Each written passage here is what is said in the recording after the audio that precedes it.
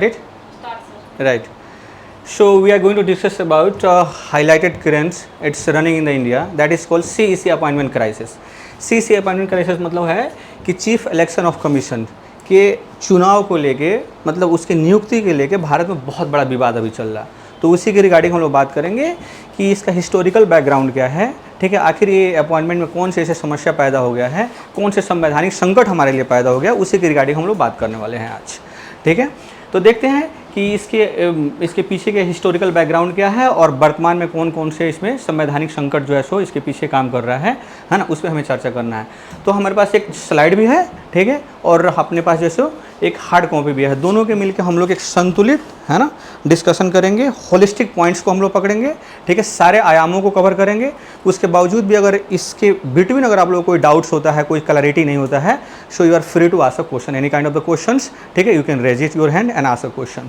तो थोड़ा सा धैर्य बना के रखिएगा, क्योंकि मुद्दा बहुत ही सेंसिटिव मामला है ना, क्योंकि इसमें जुडिशियरी भी आती है, विधायिका भी आता है और लोकतंत्र डेमोक्रेसी का, ठीक है, हिस्सा इसमें जुड़ जाता है, जहाँ से हमें एक डिस्कशन ओवरऑल करना है।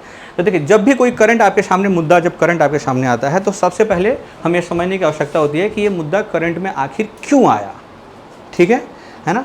तो ये मामला है कि CEC, ठीक है, chief election commission of India, इसका अपॉइंटमेंट क्या संवैधानिक प्रोसेस या संवैधानिक प्रावधानों के माध्यम से किया जा रहा है कि नहीं, ठीक है।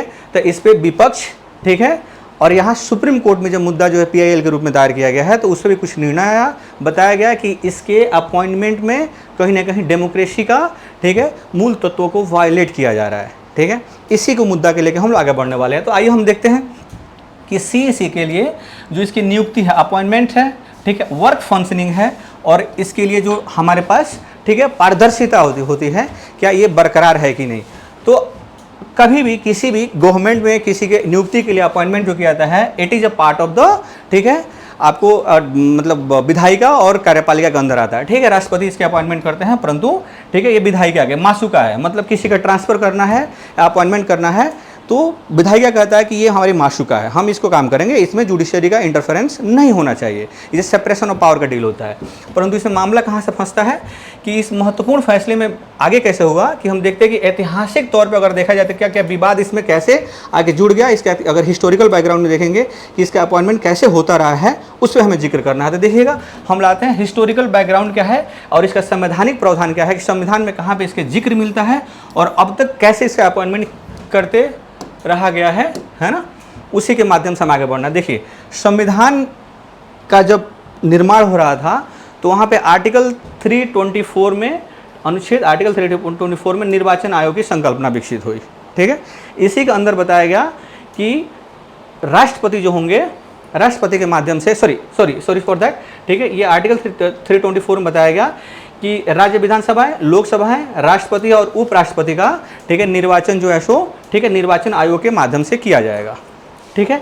इसी में एक कदम आगे बढ़ते हुए आर्टिकल 324 में बताया गया कि जो निर्वाचन आयोग होगा उसमें आयुक्त होंगे, दैट इज कॉल्ड CEC, ठीक है। इसी आयुक्त का, ठीक है, अपॉइंटमेंट कौन करेगा, इनका अपॉइंटमेंट करेंगे राष्ट्रपति, द प्रेसिडेंट ऑफ इंडिया, ठीक है। तो देखिए, आप लोग समझिए क्लैरिटी, आर्टिकल 324 में निर्वाचन आयोग है, ठीक है, जो निर्वाचन किसका करता है, लोकसभा का, विधानसभा का, राष्ट्रपति और उपराष्ट्रपति का, ठीक है। परंतु इसका हेडेड कौन होगा, आयोग का जो अध्यक्ष कौन होगा, that is called CEC, chief election commission of India, ठीक है। उसका आर्टिकल 324 में बताया कि राष्ट्रपति द्वारा अपॉइंटमेंट कर दिया गया, सिंपली इतना करके निकल दिया गया। तो राष्ट्रपति कहने का मतलब है साफ साफ विधायिका या कार्यपालिका, ठीक है, कैबिनेट उसको करता है, और कुल मिलाकर कहा जाए तो प्राइम मिनिस्टर, मतलब PM के द्वारा ही संस्तुति पास किया जाता है और राष्ट्रपति इसको जो है सो अपॉइंटमेंट करते हैं, ये सिंपल बात है। लेकिन उसमें एक चीज़ क्लोज जोड़ दिया गया था कि आगे जो है संसद इसमें कानून बना सकती है। आप ध्यान से समझिएगा, आगे इसकी बहुत ज़रूरत पड़ेगी, संसद इसके लिए कानून बना सकती है, यानी फ्यूचर में इस बात को बोल दिया गया कि कानून बनाने के लिए संसद जो है सो फ्री है, कोई इस पर कानून बना सकती है। फिर आगे आइएगा, तो जब बता दिया कि संसद इसमें कानून बना सकती है, तो इसी कानून को बनाने के लिए 1991 में एक बिल गवर्नमेंट पास करती है, दैट इज कॉल्ड चुनाव आयोग अधिनियम, ठीक है, बिल लेके आती है। उसमें उन्होंने बताया कि CEC अपॉइंटमेंट कैसे होगा, शर्तें क्या होगी इनकी चुनाव के, इनके वेतन क्या होगा, परंतु उसमें एक लूप होल छोड़ दिया, दैट इज कॉल्ड नियुक्ति प्रक्रिया स्पष्ट नहीं रहा, गेम खेल गया गवर्नमेंट यहाँ पे, ठीक है।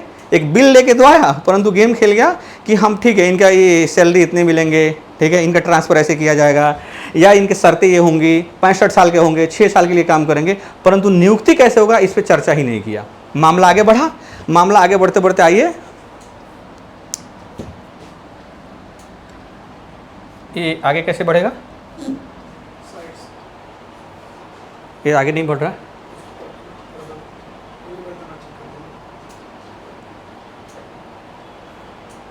ये आगे बढ़ ही नहीं रहा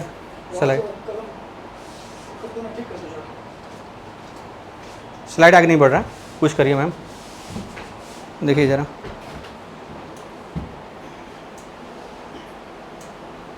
कट करिए उसको, हाँ बढ़ जाएगा सर, गुड, ठीक, अब हमें समझ में आ गया, ज़रूरत पड़ेगी तो ले लेंगे। रंदी हाँ, पेन ऑफ करके करना है, ठीक है, कोई नहीं, बैठ जाइए मैम, है ना। अब इसमें मामला आता है कि भारत के मुख्य निर्वाचन आयुक्त, ठीक है, और उसकी नियुक्ति के विभिन्न आयोग की सिफारिशें, चूँकि गवर्नमेंट्स को बताया गया था, मतलब सरकार को विधायिका को बताया गया था कि कानून ला सकती है, तो कानून लेके आई, लेकिन अपॉइंटमेंट प्रोसेस उसने हिडन कर दिया। इसके माध्यम से कई बार जो है सो कई समितियों का गठन किया। जब भी कुछ रूल्स रेगुलेशन लाना होता है तो उससे पहले किसी कमेटी का गठन किया जाता है। उसी में एक कमेटी आती है, गोस्वामी कमेटी है। संविधान का जो है सो, ठीक है, विधेयक 1990 में संविधान संशोधन 70वां हुआ, वो भी कुछ सिफारिशें किया है। संविधान समीक्षा किया गया राष्ट्रीय आयोग 2002 में, उसने भी कुछ सिफारिशें की। कुल मिला के मैं आपको बता देना हूँ कि क्या सिफारिशें किया होगा। देखिएगा, सब में जो लगभग जो है गोस्वामी समिति में आप देखेंगे, चूँकि बहुत डिटेल इसके अंदर हमें नहीं जाना है, तो मैं आपको बता देता हूँ कि सबने सिफारिश किया कि राष्ट्रपति तो होंगे चुनाव करने के लिए, परंतु एक समिति होगी, there will be the committee, ठीक है, जो सिफारिश करेगी राष्ट्रपति को कि आप इनको चुनाव करिए। उस कमेटी में कौन कौन होंगे, तो लगभग कुछ नाम दिया गया। तो मैं आपको रफ आइडिया बताता हूँ कि जितने भी आया, जैसे मान लीजिए संविधान 17वां संविधान संशोधन आया, ठीक है, ये राष्ट्रीय आयोग आया, विधि आयोग आए, सुप्रीम कोर्ट 2023 में भी, कुल मिला के इन लोगों ने जो नामे प्रपोज किए हैं, उन्होंने बताया कि सबसे पहले चीफ जस्टिस ऑफ इंडिया, एक कमेटी होगी, एक कमेटी होगा जो कि सिफारिश करेगा किसी बंदे को सीएसी अपॉइंटमेंट करने के लिए। तो उसमें चीफ जस्टिस ऑफ इंडिया होगा, प्राइम मिनिस्टर ऑफ इंडिया होंगे, ठीक है, और अपोजिशन, लीडर ऑफ अपोजिशन होंगे। मतलब 3 नाम तो होगा ही। इसी में गोस्वामी समिति ने, किसी ने बोला कि आप लोकसभा अध्यक्ष ले लीजिए, किसी ने राज्यसभा अध्यक्ष के बारे में जिक्र करने का शुरू कर दिया।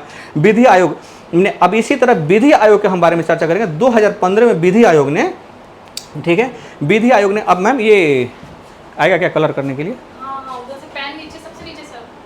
ये ओके, देखिए अब हम विधि आयोग की बात करते हैं। विधि आयोग ने क्या बोला है कि इसके प्रक्रिया के पारदर्शी बनाने के लिए एक होगा मुख्य निर्वाचन आयुक्त की चुनाव आयुक्तों की नियुक्ति के लिए 3 सदस्यीय समिति होंगी। क्योंकि मैं आपको हाईलाइट करना चाहता हूं कि लगभग जितनी समितियां, गोस्वामी समिति हो, समीक्षा हो, संविधान के लिए जो आयोग कमेटियां बैठी, सब में कुछ ना कुछ था ही, लेकिन जो कॉमन था उसके बारे में बात कर लेते हैं। उसमें बोला कि prime minister of India first, second बोला कि लीडर ऑफ अपोजिशन, और थर्ड बोला कि चीफ जस्टिस ऑफ इंडिया। तो हमें इसी पे टारगेट करना है, क्योंकि मामला हमारा यहीं फंसेगा। तो एक आ गया आपको पीएम आ गया, दूसरा आ गया लीडर ऑफ अपोजिशन आ गए, और तीसरा आ गया सीजेआई। ठीक है, 3 चीज़ हमें ध्यान में रखना है कि इसमें रखना। मान के चलते कि पीएम न्यूट्रल होते हैं, लीडर ऑफ अपोजिशन जो है सो, ठीक है, होना बहुत आवश्यक है, क्योंकि फेयर होगा, न्यूट्रल होगा, ठीक है, गवर्नमेंट के पर्सपेक्टिव से थोड़ा सा अपोजिशन के होना जरूरी है। और सीजीआई को तो हम मान के चलते हैं कि देश के सबसे, ठीक है, प्रतिष्ठित जो है सो न्यायिक जो पारदर्शिता होगा, इनसे होते हैं। तो मानेगा इन लोगों ने कोई कमेटी के, ठीक है, बैठेंगे और किसी के नाम को सिफारिश करेंगे, तो उन्हीं का अपॉइंटमेंट होगा। ये मामला आगे बढ़ा और इसी को लेके, ठीक है, आगे काम जो है सो, ठीक है, बढ़ता रहा। आगे हम आते हैं, देखिएगा, अब आप ध्यान से सुनिएगा। 2023 में मामला सुप्रीम कोर्ट में पहुंच गया। मामला सुप्रीम कोर्ट में कैसे पहुंच गया कि लोगों ने बोला कि सरकार जो अपॉइंटमेंट कर रही है वो मनमानी कर रही है, ठीक है। तो कई पीएलए दायर किया गया, तो सुप्रीम कोर्ट से एक्सपेक्ट किया गया कि आप कृपया जो है सो, ठीक है, कुछ निर्णय सुनाइए। तो ध्यान से सुनिएगा, 2023 में सुप्रीम कोर्ट ने क्या बोला। अब हम आप लोग से जानना चाहते हैं कि आप मुझे बताइएगा, ठीक है, कि जरा ध्यान से सुनिएगा, हमें विधि आयोग ने क्या बोला था कि पीएम होना चाहिए, सीजेआई ऑफ इंडिया होना चाहिए, और लीडर ऑफ अपोजिशन होना चाहिए। 2023 में मार्च में सुप्रीम कोर्ट निर्णय सुनाता है।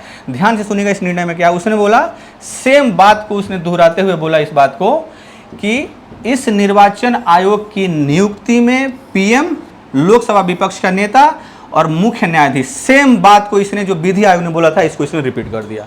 और उसने एक और चीज़ बता दिया कि तब तक ये प्रक्रिया आगे फंक्शनिंग करेगी जब तक कि कोई कानून सरकार द्वारा नहीं लाई जाती है। तो अगर हम इसमें डिटेल में चढ़ेंगे, सुप्रीम कोर्ट का ऐतिहासिक फैसला 2003 में अनूप बर्नवाल की फैसला है, इसने बताया है।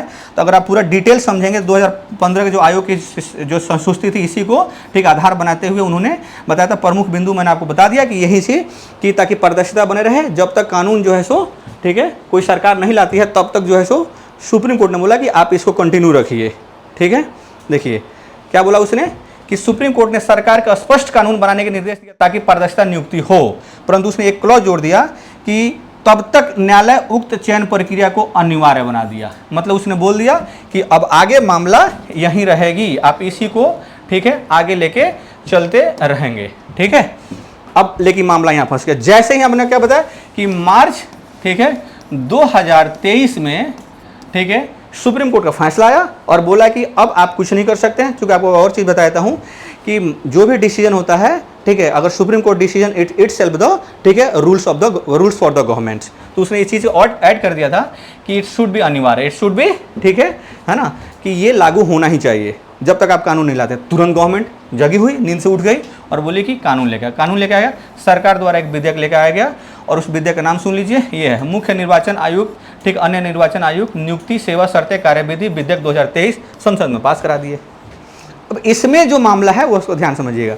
सुप्रीम कोर्ट ने क्या बोला था कि सीजेआई, पीएम और लीडर ऑफ अपोजिशन, अब इन्होंने गेम खेल गया।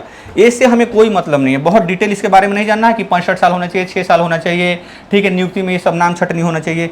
जो मेन हमें बात जानना है वो आप समझ लीजिए। उन्होंने यहाँ पे गेम जो खेला, उन्होंने ये किया कि एक तो पीएम को उन्होंने रख दिया कि इनकी अध्यक्षता एक जो टीम कमेटी बैठेगी 3 लोगों की, इसमें 3 लोग होंगे, तो पीएम जो होंगे वो अध्यक्ष होंगे, लोकसभा विपक्ष के लीडर ऑफ अपोजिशन होगा ठीक है, और केंद्रीय कैबिनेट ठीक है स्तर के कोई भी मंत्री, प्रधानमंत्री द्वारा जो भी होगा ठीक है, तो कैबिनेट मिनिस्टर होंगे इसमें ठीक है, एक कैबिनेट मिनिस्टर या उसी स्तर के किसी व्यक्ति को लाया गया।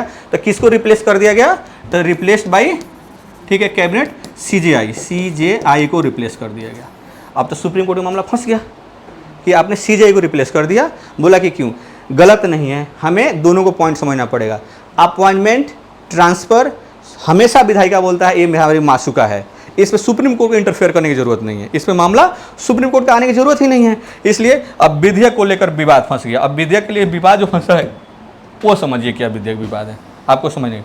सुप्रीम कोर्ट में फिर से याचिका पहुंच गए। सुप्रीम कोर्ट ने बोला कि ये मामला सुप्रीम कोर्ट के पलटने की बात है, फैसले को सुप्रीम कोर्ट के ठीक है मामला को पलटने की बात है कि आप जो है सो इसके मामला को आप पलट रहे हैं, है ना। देख रहे हैं उस मामला को उसने पलट दिया पहले बात। फिर उसने बोला कि सुप्रीम कोर्ट में जो भागीदारी है, न्यायपालिका की भागीदारी है, सुनिश्चित की बात कही थी, विधेयक में से हटाकर कार्यपालिका का वर्चस्व की बात कहा गया है। बताया गया कि इसमें 2 कैबिनेट मतलब एक प्राइम मिनिस्टर खुद मिनिस्टर है, अरे कैबिनेट मिनिस्टर ले लिए ठीक है, लीडर ऑफ अपोजिशन जो अल्पमत में चला जाएगा तो उससे कोई महत्व नहीं रह जाएगा।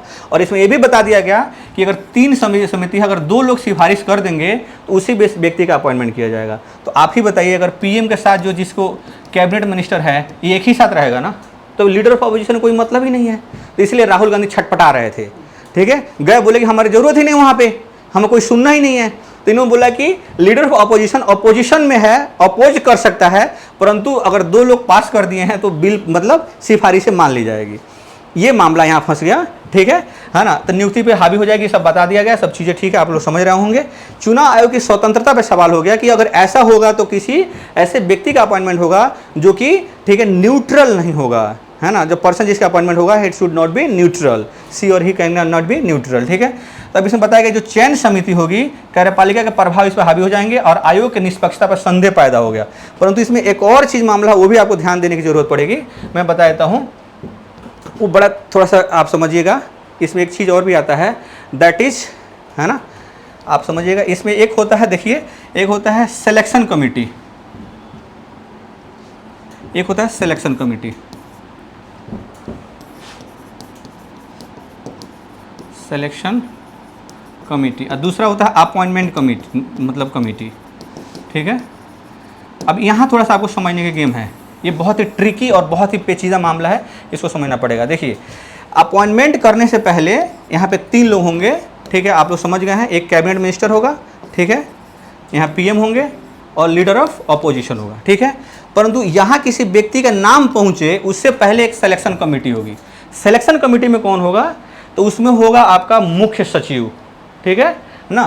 तो मुख्य सचिव होंगे, ठीक है, और उनके साथ 2 वरीय, मतलब उनके जो 2 जूनियर होंगे वो होंगे। अब आप बताइए, जो मुख्य सचिव होगा वो भी तो पीएम के साथ ही बैठता है, हाँ? वो भी तो कैबिनेट के साथ ही रहता है। तो कैबिनेट जो मुख्य सचिव होगा ये नाम छांटेगा, इंडिया में ऐसे ओपन करके लेगा कि किस व्यक्ति को 4-5 नाम में से एक नाम को सिफारिश करके यहाँ भेजेगा। 3-4 नाम लेके भेजेगा, 3 नाम हमने दे दिया, अब आप लोग इसमें से चुन लीजिए किसको लेना है।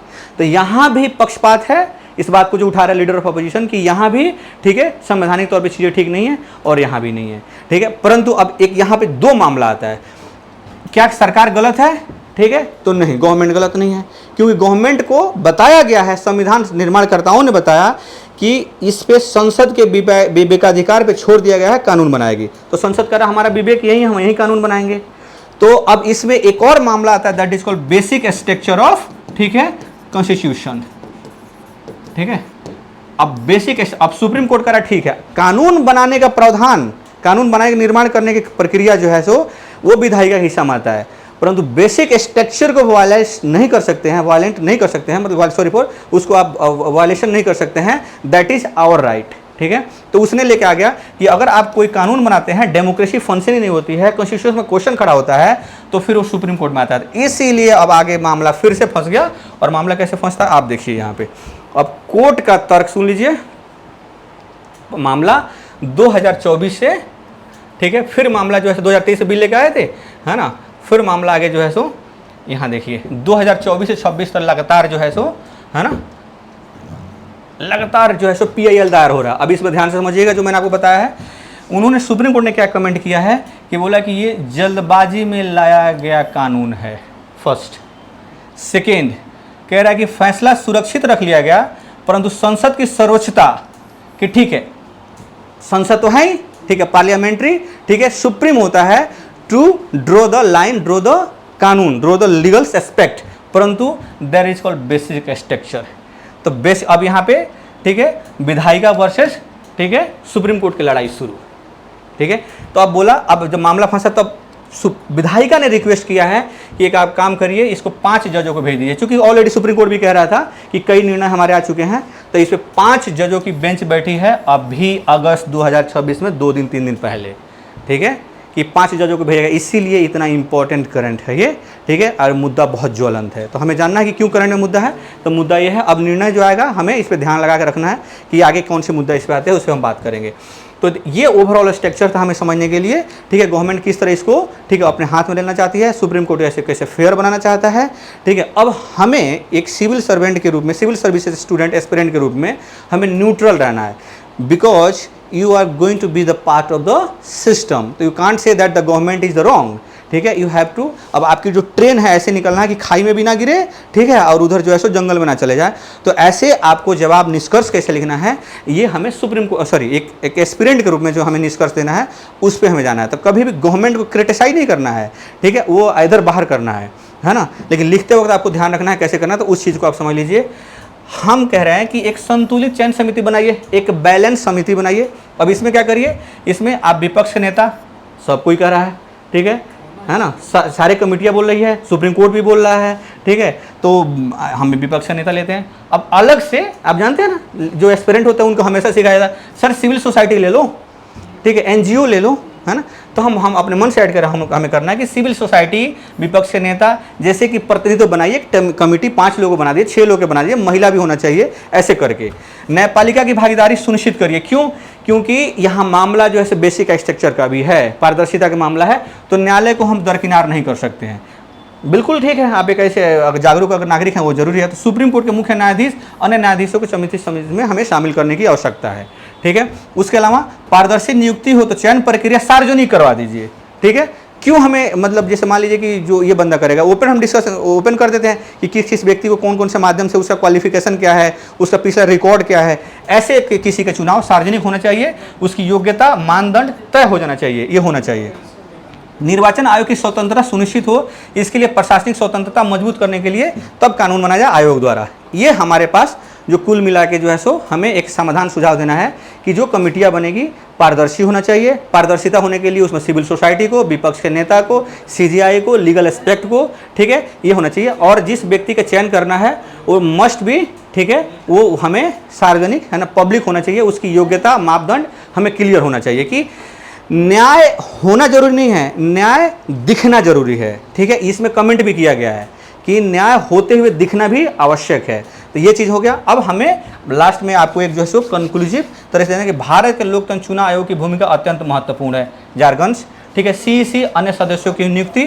कार्यपालिका के प्रभाव से मुक्त होना चाहिए, बात मत करिए आप लोग, ठीक है। कार्यपालिका से मुक्त होना चाहिए। चुनाव प्रक्रिया निष्पक्ष होना चाहिए, पारदर्शी होना चाहिए, इसमें प्रश्न चिन्ह न लगा सके।